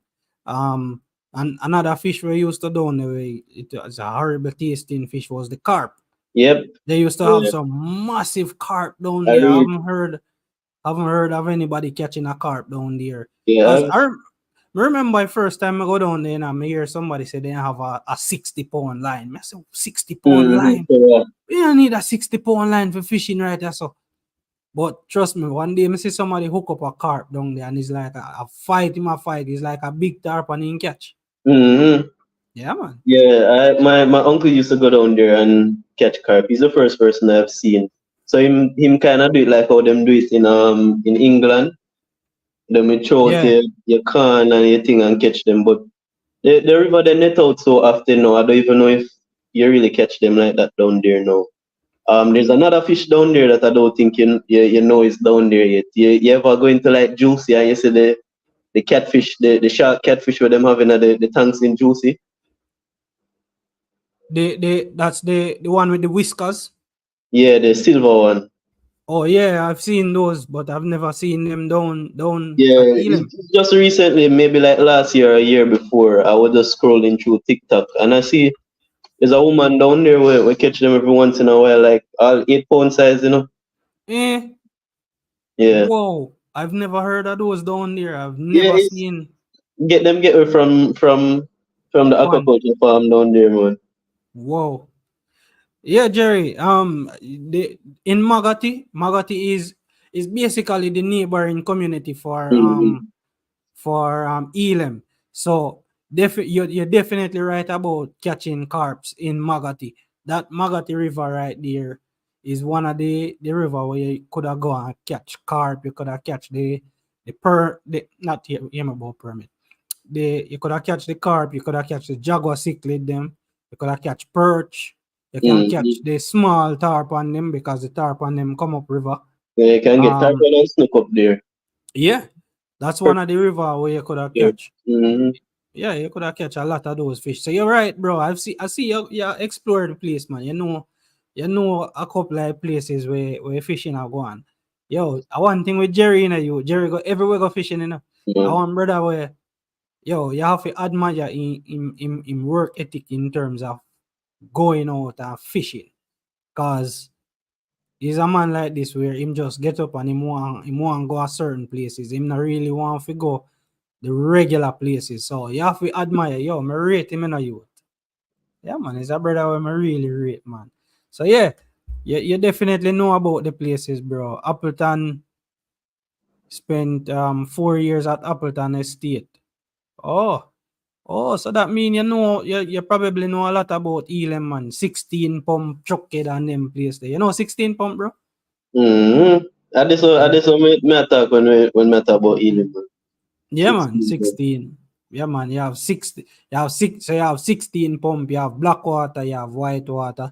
You have chucked. Chucked up house for the crocodile Mm-hmm. usually they up there so, and then you have School River.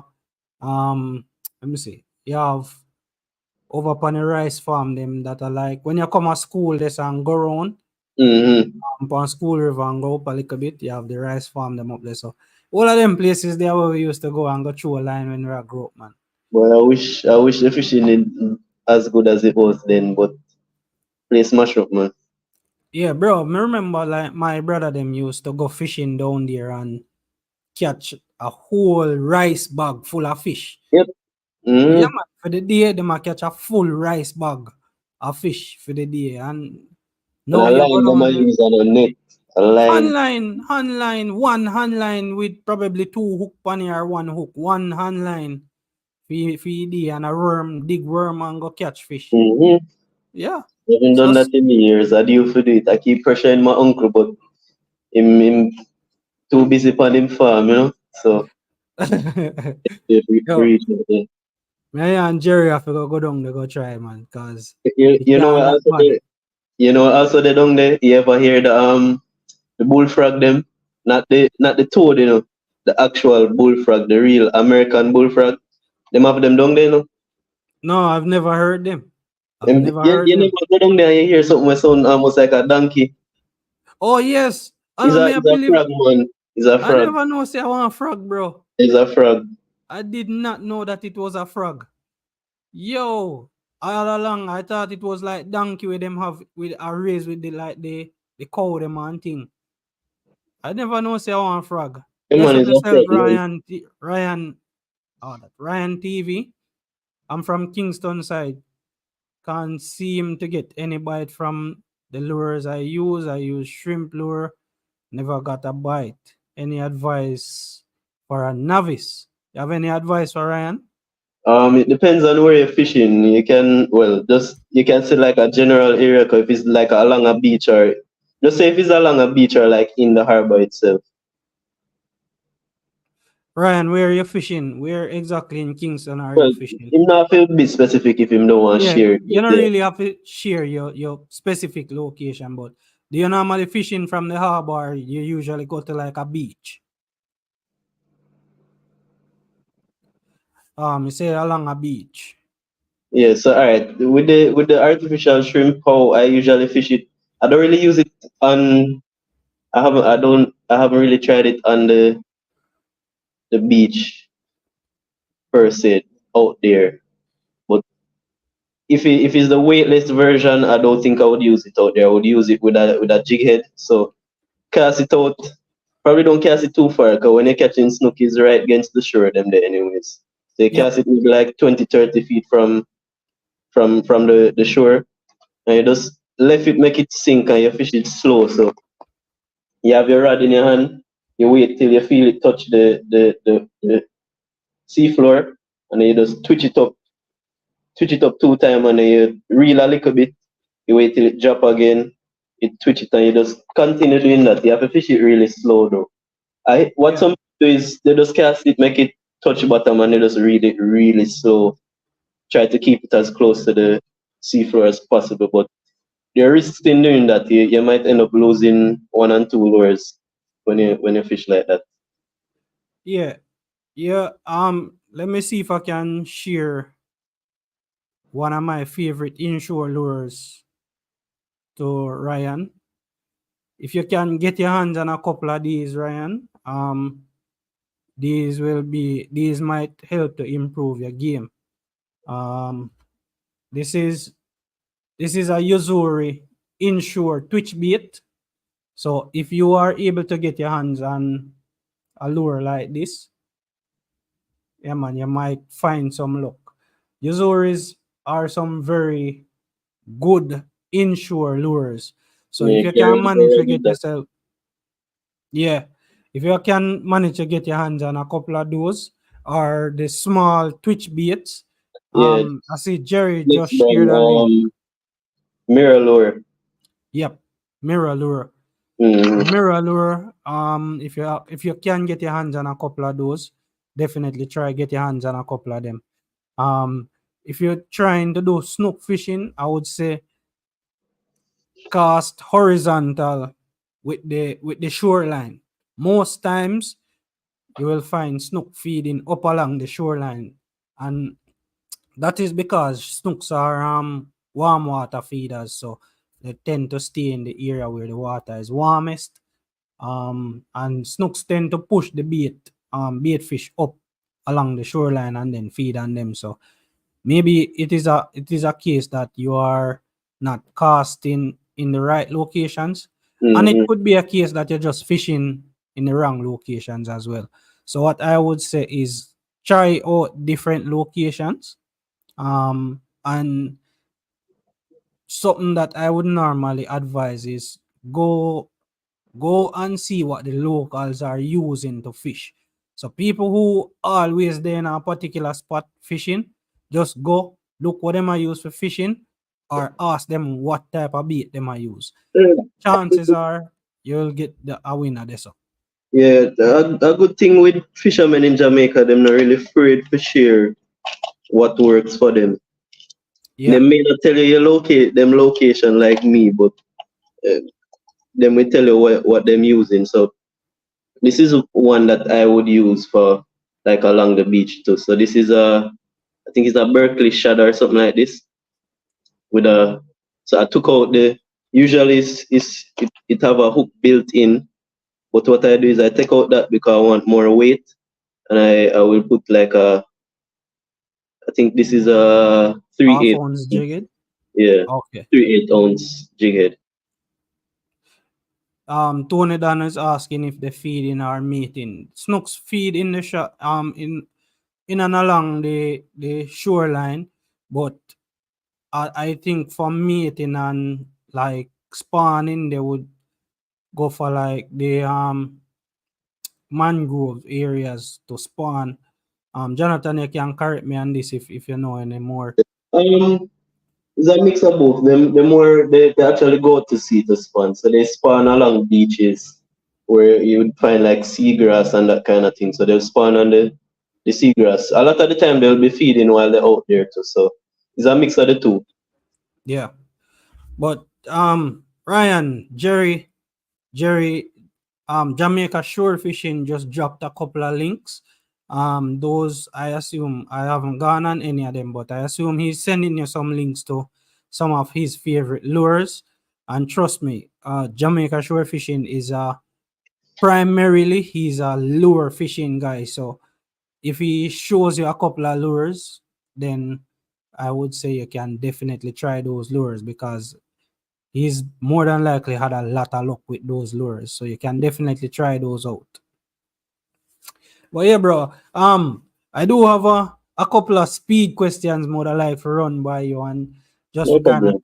pick your brain to see exactly um certain things. Like people them kind of get a little bit more idea of who you are and stuff like that.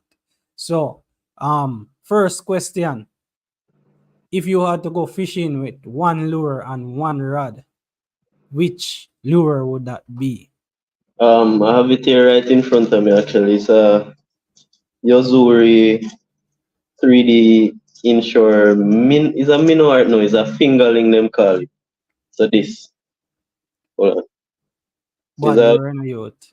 yeah, but it unlike the twitch bait that you shared, it has a little lip on it. Sorry, it catching on my shirt. Um, so it has a little lip on it. So I tend to prefer this one over the lipless versions. But these Oh, really well. The rod that I would use, I mean, I don't think the particular brand matters that much. I tend to stay away from, even though people swear by it, I tend to stay away from ugly stick if I can. Reason being, it not sometimes it's not sensitive enough. It's yeah, a it's a rod that's indestructible, but sensitivity wise, it have its drawbacks. But I'd say if I have to name a brand, then I would work with Pen because that's the one that I have, and I've been yeah, using the same rod for I think like 7 years now, and I haven't opened that reel once. So the Pen Battle 2, Pen Battle actually I shouldn't say I haven't opened it once. I had to change the spring for the bail armor. Pen Battle 2 size 4,000 yeah, and it's the combo version. So I think it's the medium 7 foot. I don't remember the exact specs, but yeah, something like that. Yeah. definitely. All right. If you could go fishing with one person, past or present, and you could go fishing anywhere, who would that be? Um, I think I have like two answers or three answers to this. All right. So there's one. My first answer would be this guy that fishes out of I think Indonesia named Gang Lee.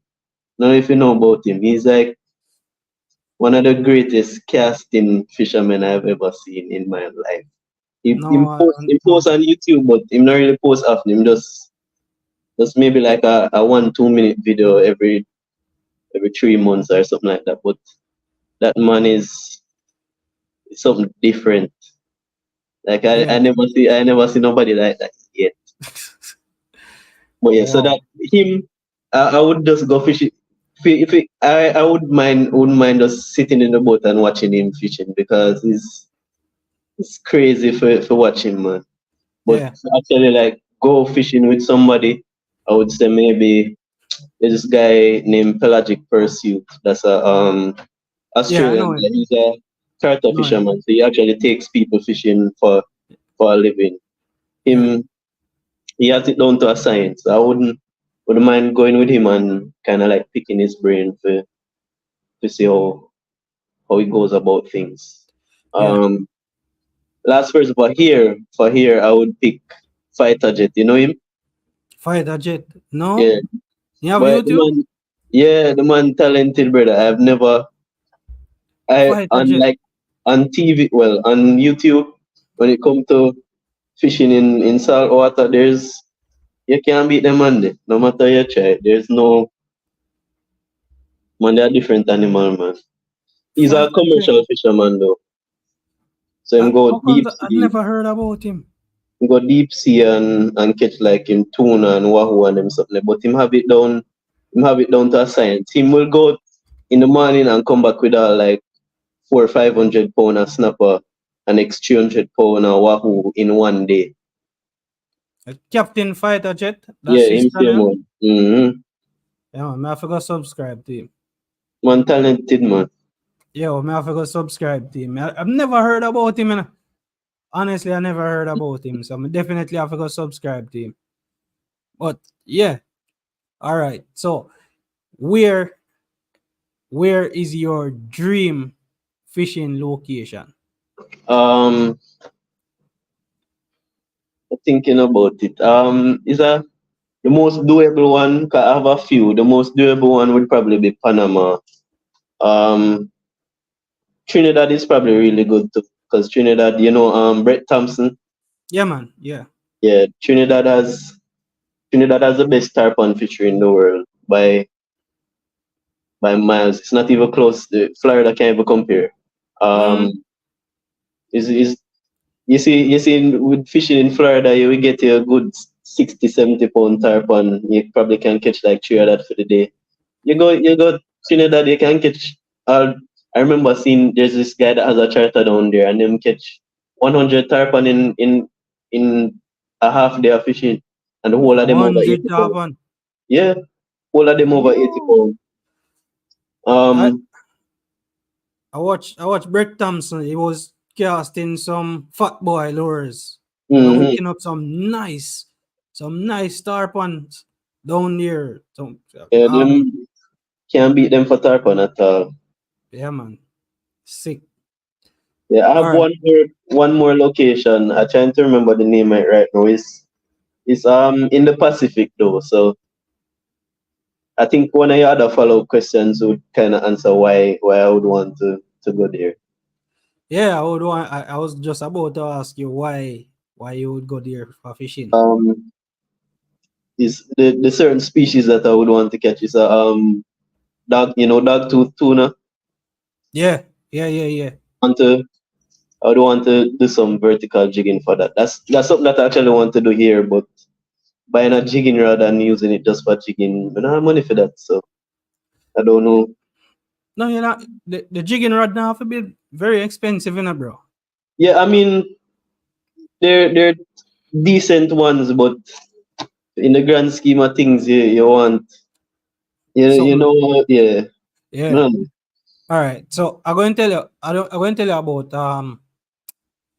on AliExpress, right? There's a particular. I don't remember the brand of it, the name of the brand, but Mm-hmm. there's a particular jigging rod on there that is doing very well with anglers right now. And It's at the probably time when I saw it, it was about $60 for it. It's okay. a carbon composite or carbon fully carbon rod. Mm-hmm. that was doing very well. I was actually watching on YouTube and saw somebody using it. I I'm think I might hunted know the down. brand name is Go Fish or something like that. I think so. I think it's Go Fish or I don't remember the brand off the top of my head, but was a Hmm. very good jigging rod, very strong as well. Yeah, I still don't know if I'm going to commit for a rod just for that purpose, and then to find a reel that can work with it. It right now, I'm not really in the tax bracket. If you just buy a rod When where school it's done, used for man. When one school specific, done. yeah, one specific purpose. So not Yeah. a problem with the jigging too. It helps significantly if you have like a fish finder or something for Yeah. check to know if there's actually fish where you're jigging Where you because jigging. Yeah. Um, what I, what I love to see now go come. I think I probably could have get a few amber jack and them stuff the pan jig. I've tried jigging before, sometime when we go we drop 1 and 2 time with the same casting rod that we have, but most take up is like a lane snapper and I got a little baby yellowtail snapper one time, but it's really for find a sea floor where actually have a whole lot of life on it. That's the hardest part. Oh, okay, okay. So you definitely need a fish finder. It helps a lot. Unless you go with like a same fighter jet them, because them, even though them not really use a fish finder, them have, I think them know specific features and like a map where to look for to when them put out them deep lines and them kind of things. Yeah. Um. Next question. What are 5 of your bucket list fish to catch? All right. Doable ones first. I want to catch a wahoo before the year done. Hopefully, I can get a chance to do that. Standard stuff, not really that high on my list, but it's there. I wouldn't mind catching a marlin. Um, Cubera snapper. I want to catch a Cubera snapper. Ooh. What else? Dogtooth tuna. So that's on the other side of the world. So that's in like Australia side. Yeah. And what else would there be? I wouldn't mind catching like a going to like the Amazon and catching maybe like a peacock bass. Same gangly They're actually.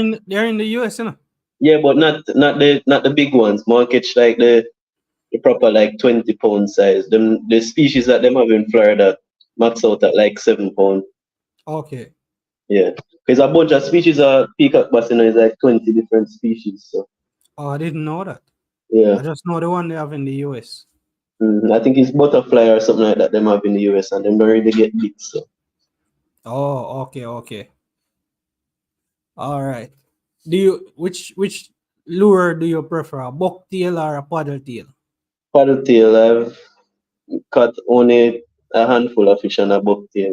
I don't know if I have the patience for it, to be honest with Okay.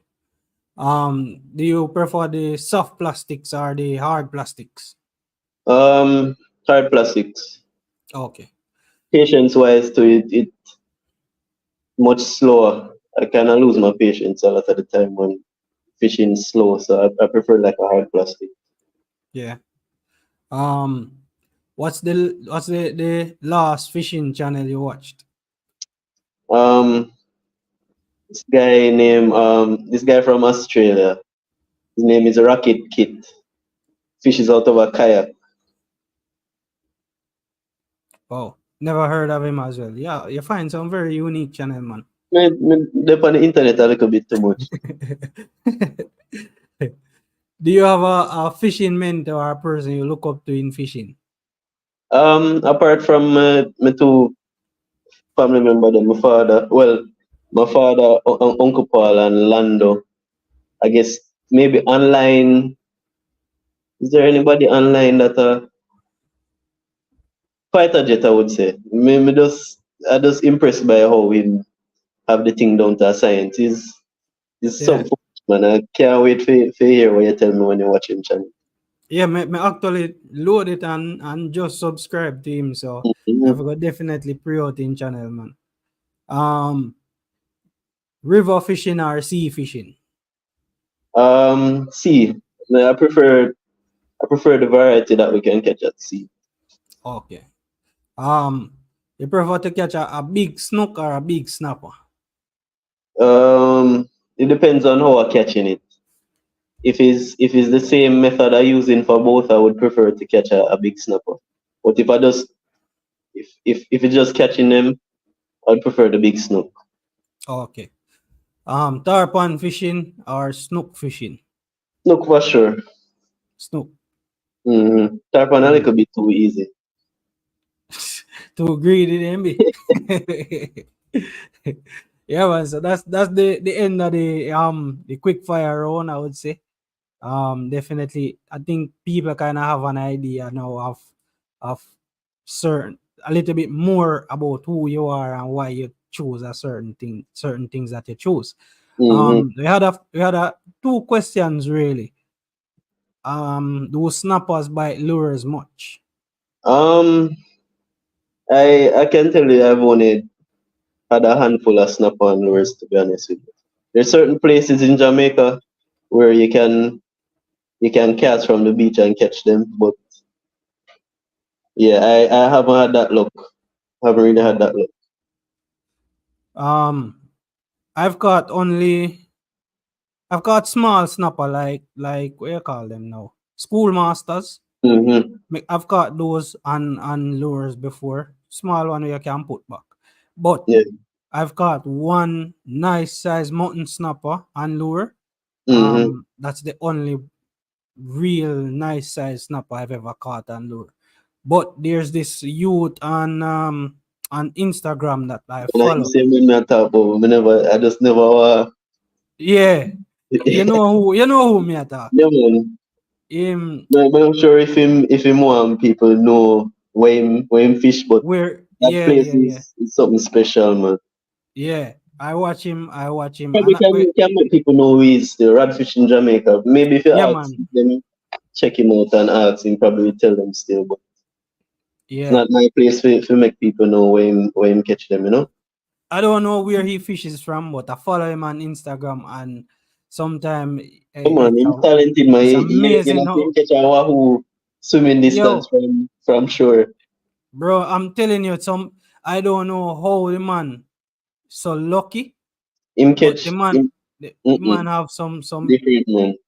and what me fascinated about is how simplistic the man make it look. It's like him just barely he bought him lure in our water and I pull in Like, some monster fish. Night or day or morning, yeah. midday, it no matter. The man just make it look too simple, bro. It's a really special fishery he has going there. I just hope a net man or nobody no find it go mash it up still. But yeah, Yo, I'm telling you, me know which parish he's in. I'm not gonna really call it out. Venture for Adventures say he's in Portland. Not going admit or deny. Because I don't know if him actually really want to load up him area like that. But what I have heard is that Portland fishing is sick.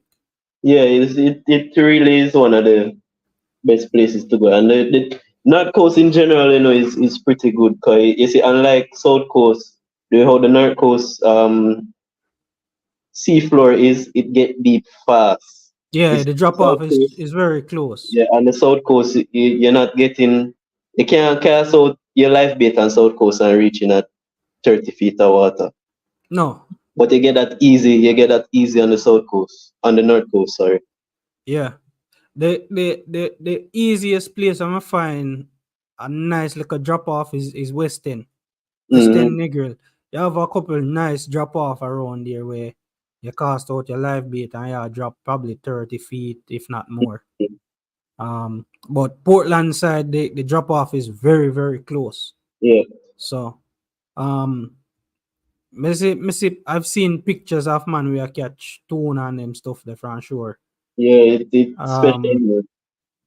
the biggest snapper we may ever actually see is That's boat like and somebody catch it. Yeah, almost 50 pound kubira catch a river mouth. River mouth then you catch know, him. funny enough, few weeks ago, a guy in the river down so he catch a 30 pound cobera with live bait, you know. Mm. I soak Well, live bait like 3 o'clock in the morning and catch that. wow. Um, when me see one time is me go fishing one time. Me see two old man. Them a camp out to do overnight fishing. Mm-hmm. And what me see them I use is the big hungry eel. So Yeah, I yeah. first time me ever see somebody I use so me did get really fascinated. I'm start questioning them. And them I use like some big chunks, almost like half pound hungry eel on Because hand line, you know. Yeah. And him said the biggest snapper them him ever catch 20 pound, 25 pound, 30 pound snapper. A hungry eel in use on a night time he catch them in a same area. I couldn't believe where we were, and him a tell me say, yo, yeah man, at night time the big snapper them come in, yeah, so couldn't believe. Yeah. And him say if he whole weekend him a stay there, he having cool and thing. And whole weekend he have him pot everything. Say him a camp out for the weekend and do fishing. Say he catch all big shark in I see him water there at night But time. I give it, man. Once you're putting out them big bass like that, you're bound to come across your big shark Yeah. and big stingray too. You ever hook up a shark yet? Never a shark. Stingray for sure. Big stingray for sure. There's one time I looked something in Kingston Harbor. I don't know what it was though. It felt I figure it's a stingray though. People did tell me say it might be a Goliath, but I don't know about that. The way how it did fight, it never really feel like it would be a Goliath. Wow. Goliaths are here, just that they're not very common, so Yeah, I them wouldn't be surprised. grouper in general just overfish, you know, 'cause Yeah. it's hard to find a grouper. I've never caught one. Daddy catch one once, but apart from that, man, I've never seen a proper grouper catching in front of my eyes. Oh, same here. Um, Ryan is asking any lures for snappers. Um, well, it just the same lures for snook and thing. You can't really specifically target snapper. It's just if you're lucky, you catch one while you're fishing for something else. That's So what I would say too. same artificial shrimp. Um, can probably use a bucktail as well as like this jerk shot and like a same jig head kind of thing, but not specifically for snapper. You will catch them, but you can't go out and target snapper specifically like that. Yeah. Rowan Edwards, big up yourself. He says tunas are in Western nice size. I Mm-hmm. believe you because the drop off down there is pretty close in. Mm-hmm. What size lures do you troll with? It's a mix. Let me get my box. I should have put it closer. All right, so closer to inshore we use I think is a 4 3/4 inch Yozuri. That size Yozuri. In deeper water we use like a Halco laser, which is pretty big actually.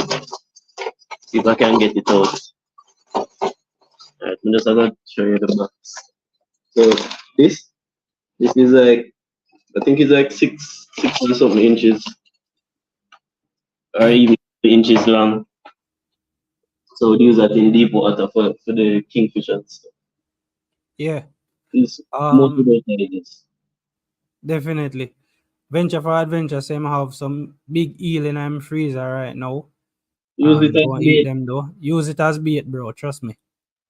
Old man teach me something a day there. Yeah, hard to come off. Nah, come off. So you can put a real power into your cast and it not go fly off like with live bait. Yeah, that are true.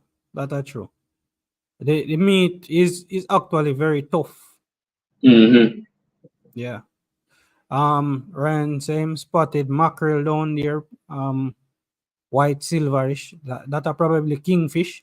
I've seen kingfish down there. I've been to Western and casting lures at Western, and I've seen kingfish come up for it and them just don't hit it. All right, so Go the ahead. you say it have some spots on it, so it most likely is a Probably a zero mackerel. yeah, Sarah mackerel. People Yeah, people in Jamaica call them Spanish, but it's not a Spanish mackerel. yeah, probably a zero mackerel. Mm-hmm. Them taste better than the kingfish, you know. It's not a Spanish, it's the Cerro. Yeah, Um, we get Spanish, but the not as close as common as the Cerro that we have in Jamaica. So how you can tell the difference? So the Cerro, the stripes usually are pretty uniform, so it's like a line along the side of the body, and is the spots are usually not really circular. It's more like little lines instead of yeah. spots. But Kind of golden looking spots, almost golden looking or brownish. if if if you see it with spots, it might also be a juvenile kingfish. Oh, okay, okay. Yeah. Good knowledge, bro. Let's see if there are any more questions in here. Guys, if you have any questions for Jonathan, just drop them in the comments as well. Don't see any more questions in there right now. But yeah, man, trust me. The fishing in Western and in Portland, I've heard that there are some crazy fishing going on in Portland, and it's But I just a want to matter go of time before me book a trip or something I for go. want to go down that side and try them river. You know, one rod, one reel fishing. This guy from the States. He was a part of Gugan squad, a Asian guy.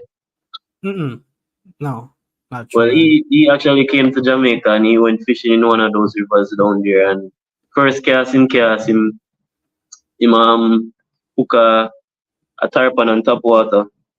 And funnily enough, the same Jamaica Outdoors where they did post earlier. yeah, Same, yeah, yeah. yeah. He had a video that went pretty viral years and years ago, probably like 12 years ago now, where they were fishing in a river down there with live bait, and him catch a good maybe like 10, 20 snook. Snook, yeah, I watched that video with some Mm, Germans. Yeah, yeah, insane one. yeah, man, I watched that video there. That was Negril River. You also have Salt Creek Mm, River. Salt Creek away action the most time still. Salt Creek River sick. Right? At the river mouth at Salt Creek. mm-hmm. Yes, sometime you did and the jack them come in, bust up. Kingfish come there sometime as well. Okay. Yeah, kingfish come there sometime as well. But I was on Google Maps the other day, and because I've been thinking about doing a trip down there, and Mm-hmm. I've been scouting some locations on Google Maps around Salt Creek area. I need to talk with my brother because him come from down the side if we find out a couple of things about the area. Mm-hmm. Just in case it's But not safe and them something, yeah, because from all that I know, it's not the safest of areas, but Mm-hmm. I plan to do some hiking and go further around a little away from the river mouth where Mm-hmm. I'm looking on Google Maps to do some fishing, but I don't know exactly when yet, but it's definitely going to happen. So it's just a matter of finishing the planning for that. So you guys already hear me I drop Mm-hmm. a couple of my planned videos for come. But yeah, don't hold me to account for when I'm going to go there because it is in the planning stage of it right now. So you guys, you've gotten what them call that in our movies, Easter egg. You've gotten an Mm-hmm. Easter egg. So yeah, I definitely want to go down there and I want to go back to West End. Bro, you have to come to West End and come see how them catch barracuda around there. Sick. Mm-hmm. Handline barracuda. Monster barracuda them almost and pulley off I rock them around there. Catch ballyhoo and use the ballyhoo them for catch. Boy, that's one thing I want to get into a little bit more, the Live bait. live bait stuff. Love live bait fishing, bro. Absolutely love it. The only reason why you know see a lot of live bait fishing on my channel lately is because it's so hard to find live bait. Live bait, that's the problem. Yeah, it's so hard, man. Hard to find live bait. So I can't really find the live bait because at one point I used to find live bait whole heap at one particular spot. I used to tell people say, oh, you know, say I just me find live bait, but it seemed like say yeah, man, then just go there go net out all of them. So Well, the best place for live bait I ever see is Kingston Harbor. yo, It don't get no better than that. it never empty yet, you know. No, sometime like them will go. I think them will like migrate and leave the harbor for like a month or two, and then come back. Yo, It happened last year. Negril too, you know. Negril Harbor. Mm-hmm. If you go there, so I go there one morning and I see like it was probably like 6:30 in the morning. I'm go there, I'm stand up on the pier and I look down in the water. I see people are throw like little pieces of shrimp I try to catch something. So I say, I'm not seeing no fish in there so you know catch man. And the man say, look down man, look at your foot. I say, but I pay a leaf, me I say, and he say, I think a leaf. Bro, there's so much sprat in the water where you Black, look down. Yeah. black. You think Yeah. a dry leaf in the water, you can't see the ocean floor, bro. I mean, I tell you the amount of sprat we did that day. I couldn't believe, say, I just sprat me a look on and it's not leaf. Mm-hmm. Yeah, man. But yo, it's been a pleasure having you on tonight, bro. Thanks I for know having me. you're probably tired and think you're on Man. school and thing today, so I know you're probably tired. So, guys, if you have any final questions for Jonathan, just drop them in the comment section right now so he can answer the questions. But in the meantime, bro, can you tell people where to find you on socials? Yeah, it's JZ Fishing JA everywhere. So on TikTok, Instagram, as well as YouTube. JZ Fishing JA. Yeah, man, definitely. Guys, go over to Jonathan's channel and check him out. If you have not checked him out as yet, trust me, you're missing out on all of the awesome content. So go over to Jonathan's channel, check him out, subscribe to his channel, follow him on TikTok. You say Facebook as well? No, Instagram. Or Instagram. Definitely follow him on Instagram because a lot of the times he posts some really cool reels on Instagram. So go over there and check him out as well. Yeah, man, check out Jamaica Shore Fishing, Nigel, Venture for Adventure. Yeah, man, just follow each other. So what TV, go ahead and follow him, Run TV. Bless up on yourself. And thanks for tuning in tonight. Again, this was another awesome Friday Night Live, bro. I can't thank you enough. You've dropped Pleasure, man. some gems tonight, bro. In terms of your knowledge and all of that, we definitely need people like you in our space, bro. So yeah, man, enough respect for jumping on tonight and sharing the knowledge. You get what I'm saying? Mm-hmm. Yeah, man. So thanks again for joining and take care of yourself, bro, and all the best with school and everything. Thanks, bro. Thanks. And same Yeah, to you, man. too, you know? Yeah, man. I'm not in school, Same so to you, no, but that's, yeah, but just in general, you know? yeah, man, I understand what you mean, man. I will definitely once you're out and you have the Complete more, time, man. bro. Mm-hmm. Yeah, man, we definitely have to go link up and make a video or a couple of videos. And we So need to get a permit for the listeners. If you come my side, we can try get like a triple tail or even a snook or top and for the list too. of course, bro, definitely. And yo, if you come Mobi, me wouldn't have no problem for carry up on one of the permit spot them. So definitely link up if you come Mobi. And thanks Mm-hmm. again for sharing the information and making yourself available tonight, bro. Yeah, man, no problem. All right, bro. Respect. All right, guys. So yeah, man, we are almost at the end of the live right now. Pretty sure that you guys had a really great time listening to Jonathan sharing the knowledge. Also sharing some of his stories about being out on the water with his family and father, his uncle, Lando, and everybody. So yeah, man. Thanks again for you guys for being here. Let me see if there are any final chat in the place or in the final questions. Finger mullet is a good live bait. Definitely, yeah, man. Mullets, the black ones are the silver ones, whichever ones you can find, they are very good live bait. If you have mullet and you can go fishing with them at night time, you definitely will hook up some nice jacks or snapper. Well, no, yeah, mutton snapper. Mutton snapper. I've got mutton snapper and live bait mullet. I don't know about the other snappers, but I've definitely caught mutton snapper and mullets. I've also caught a lot of jacks. The horsey I jack them 6, 7, 8 pound, them size there. And snook mullets are very good for snook fishing as well as tarpons. Tarpons really love mullet. And if you really want to get a good run out, a good solid run out, you try a mullet and you hook up a nice stingray. Trust me, you get a good workout there. So mullets are very good baits indeed. Yeah, man. So bless upon yourself again, guys. Thanks again for tuning in and joining for this another Friday Night Live. Hopefully next week we'll have another exciting guest for you guys again. So thanks again for tuning in and catch you next Friday night again.